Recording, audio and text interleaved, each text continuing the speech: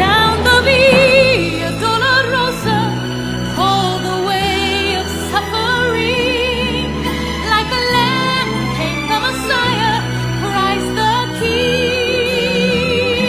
Kata-kata bijak dari Presiden Indonesia, Presiden Soekarno. Barang siapa ingin mutiara, harus berani terjun di lautan yang dalam. Presiden Soeharto. Sikap pasrah kepada Tuhan bukan berarti tidak mau bekerja, melainkan percaya bahwa Tuhan itu Maha Kuasa. Presiden Habibie. Tak perlu seseorang yang sempurna, cukup temukan orang yang selalu membuatmu bahagia dan membuatmu berarti lebih dari siapapun. Presiden Gus Dur. Tidak penting apapun agama atau sukumu, kalau kamu bisa melakukan sesuatu yang baik untuk semua orang, dan orang tidak pernah tanya, apa agamamu? Presiden Megawati. Tujuan pendidikan adalah mewujudkan bangsa yang cerdas, tidak hanya secara intelektual, tapi juga secara emosional dan spiritual. Presiden SBY. Bila pemimpin terlalu tangan besi, demokrasi kita akan mati. Bila dibiarkan dengan dalih kebebasan, negeri ini bisa menjadi lautan anarki. Presiden Joko Widodo. Ya nggak tahu, tanya yang mau tanya saya.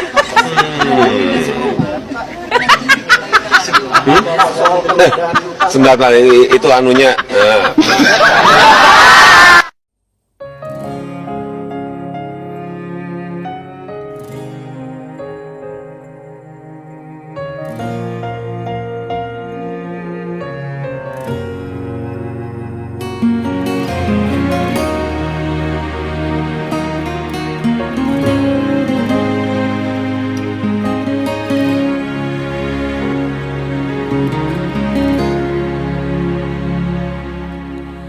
Di saat hati sedang galau, pada siapa mengadu?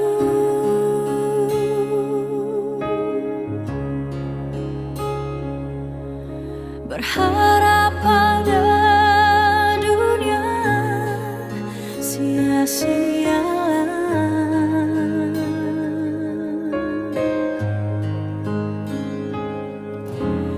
Hanya pada Yesus ada jawaban.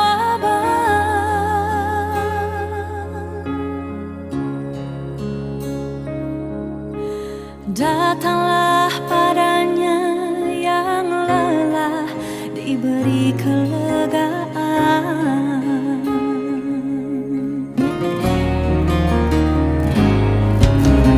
Di saat badai ombak menderu, pada siapa berteduh?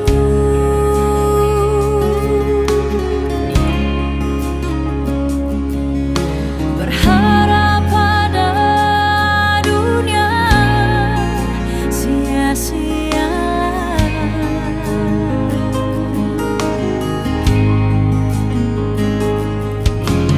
Hanya pada Yesus ada pertolongan.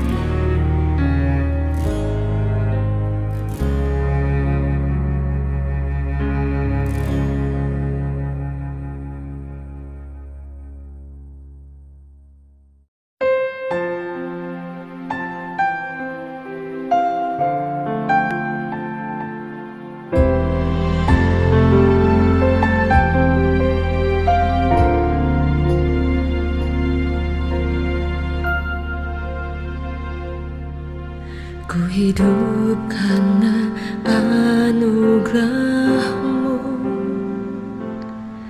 Tiada satu pun dapat ku banggakan, semua karena cinta-Mu.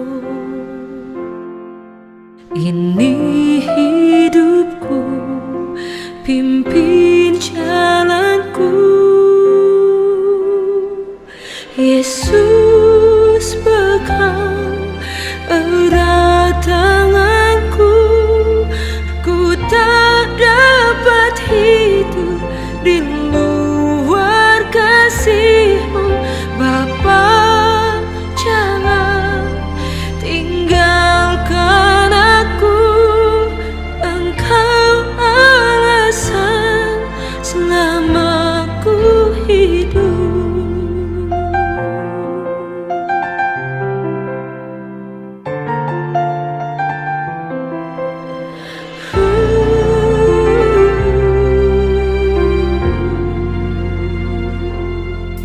Kasih-Mu mengubah hidupku. Kau memilihku, selamatkan hidupku. Semua karena cinta-Mu. Ini hidupku, pimpin jalanku. Yesus pegang erat tanganku. Ku tak dapat hidup di luar kasih-Mu. Bapa, jangan tinggalkan aku.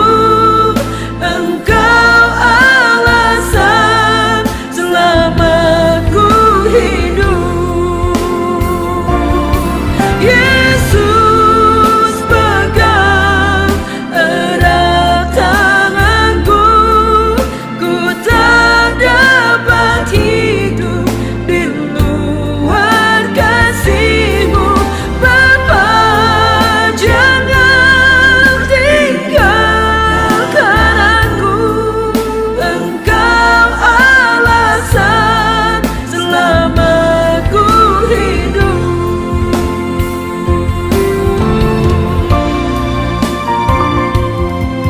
Aku percaya Tuhan, seluruh hidupku ada di tangan, dan tidak pernah Engkau melepaskan tangan-Mu. Engkau selalu menuntun hidupku, memegang seluruh masa depanku. Mari panggil namanya yang dahsyat. Oh, Yesus pegang erat tanganku. Ku tak dapat hidup di luar kasih-Mu. Bapa, jangan tinggalkan aku. Engkau alasan selama ku hidup. Engkau alasan selama ku hidup. Engkau alasan selama ku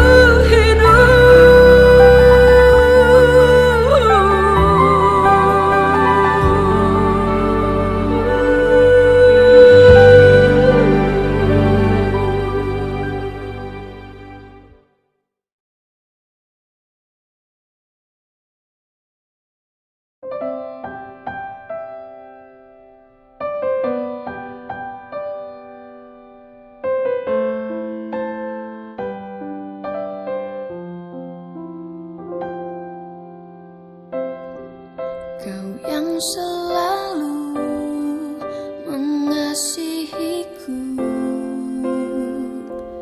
dengan kasih yang kekal.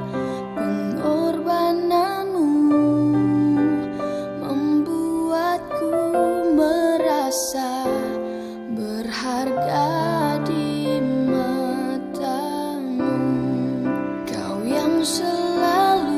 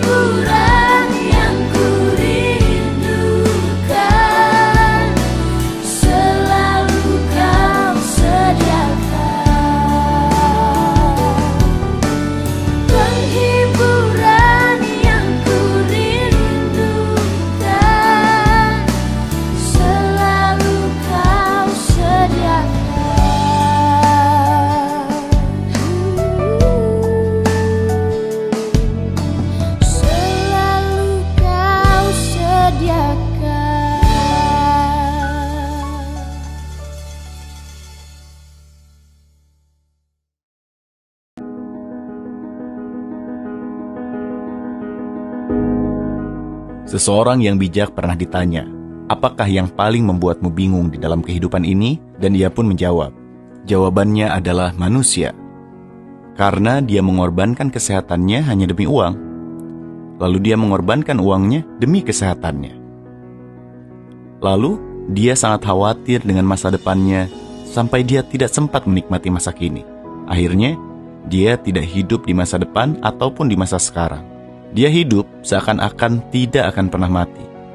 Lalu dia mati tanpa benar-benar menikmati apa itu hidup sesungguhnya. Bersyukurlah apa yang selama ini kita dapati dan kita nikmati, karena kita tidak akan tahu apa yang terjadi di hari esok. Ketika lahir, dua tangan kita kosong. Ketika meninggal, kedua tangan kita pun kosong. Waktu datang dan waktu pergi, kita tidak akan membawa apapun. Jangan sombong karena kaya dan kedudukan. Jangan minder karena miskin dan hina. Bukankah kita semua hanyalah tamu dan semua milik kita hanyalah pinjaman? Tetaplah rendah hati seberapapun tinggi kedudukan kita. Tetaplah percaya diri seberapapun kekurangan kita. Karena kita hadir tidak membawa apa-apa dan juga kita akan kembali tidak membawa apa-apa. Hanya pahala kebaikan atau dosa kejahatan yang akan kita bawa. Datang ditemani oleh tangis, pergi pun ditemani oleh tangis. Maka dari itu, tetaplah bersyukur. Dalam segala keadaan apapun, hiduplah di saat yang benar-benar ada dan nyata untuk kita, yaitu saat ini, saat sekarang, bukan dari bayang-bayang masa lalu, maupun mencemaskan masa mendatang yang juga belum tiba.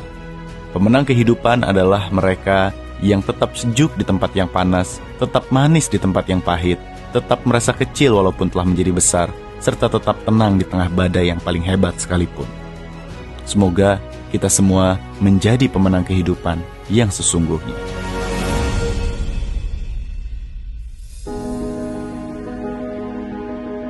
Tidak ada waktu beribadah, tidak ada waktu melayani, tidak ada waktu berdoa. Kamu selalu ada waktu untuk ini atau untuk itu, namun hanya untuk kepentinganmu. Sebenarnya kamu bukan tidak ada waktu untuk beribadah, melayani, atau berdoa. Hanya saja kamu tidak mau memprioritaskan aku. Ketika kamu sakit, prioritasmu adalah berobat. Saat kamu telah sehat, maka yang kamu lakukan adalah bersenang-senang dan kamu melupakan aku. Ketika kamu baik-baik saja, apakah yang menjadi prioritasmu? Apakah setelah terpuruk dan berada di titik nol, barulah kamu memprioritaskan aku dalam hidupmu? Akulah sumber segala kebaikan yang kamu nikmati dalam hidupmu. Dunia tidak akan bisa memberikan damai sejahtera seperti yang aku berikan untukmu. Akulah prioritas utama bagimu dan hidupmu ada di dalamku. Akulah pengharapanmu dan kemuliaanmu. Pikirkanlah hal-hal yang di atas, bukan hal-hal di bumi. Aku mengasihimu, Jesus Christ. Perkawinan hanya bisa bertahan kalau Anda bisa mengampuni. 90% rumah tangga hancur karena tidak bisa mengampuni. Dan mengampuni itu berarti apa? Saya harus siap sakit, sakit, dan sakit lagi. Karena apa? Karena mengampuni itu bukan karena dia sudah berubah, bukan karena dia sudah baik, bukan karena dia sudah seperti yang saya inginkan. Saya mengampuni dia karena saya ingin bahagia. Di saat Anda masih menyimpan kemarahan, kebencian, luka, sampai kapanpun Anda tidak akan bahagia. Shalom saudara dan saudariku, apa kabar semuanya?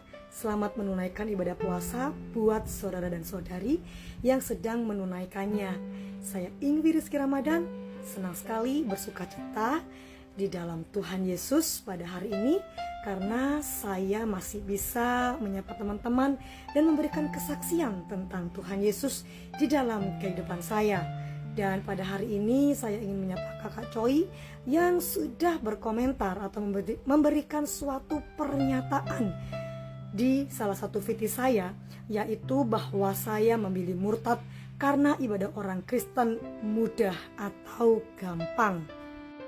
Ada dua hal yang akan saya sampaikan dengan cepat namun jelas pada video kali ini sebagai jawaban saya untuk Kakak Choi. Yang pertama, saya murtad bagi Anda, tapi bagi Tuhan saya dimenangkan. Dan saya memilih murtad bukan karena cara ibadah orang Kristen. Dan sama sekali saya tidak pernah memilih Tuhan Yesus pada awalnya. Karena saya juga seseorang yang fanatik pada agama saya yang dahulu.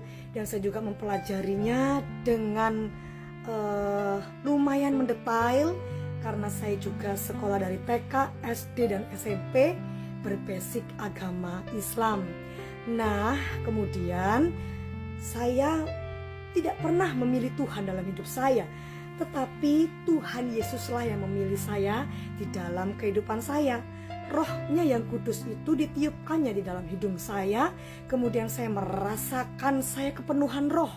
Dan saya bertanya kepada roh itu, siapakah engkau Tuhan?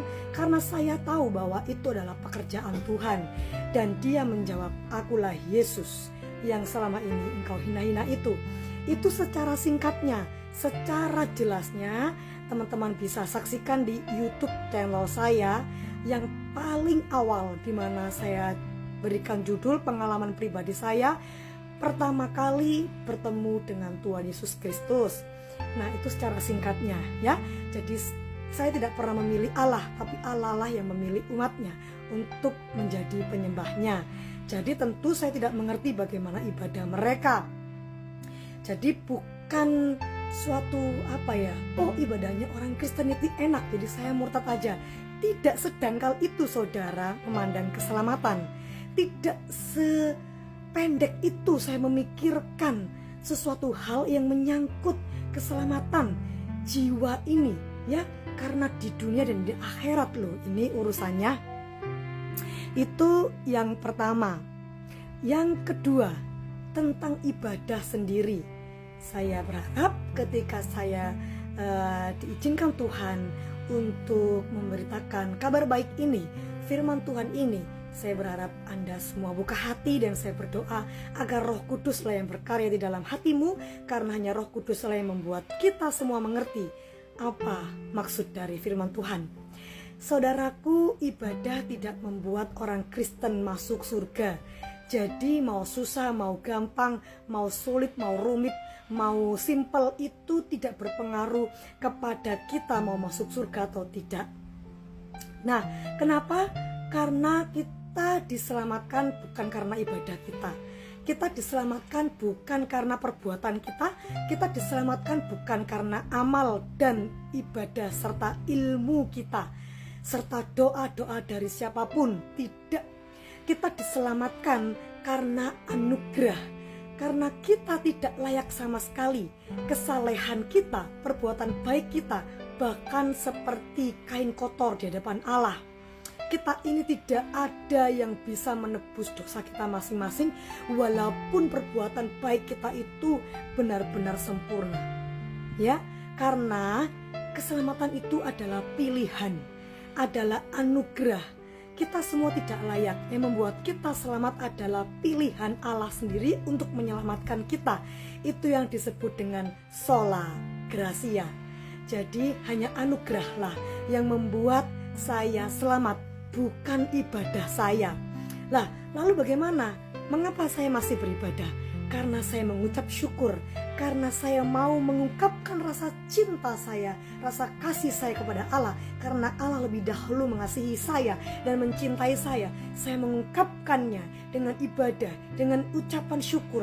Dan untuk menjaga hidup saya, supaya saya tetap ada di dalam kehidupan rohani, di dalam firman Tuhan yang hidup.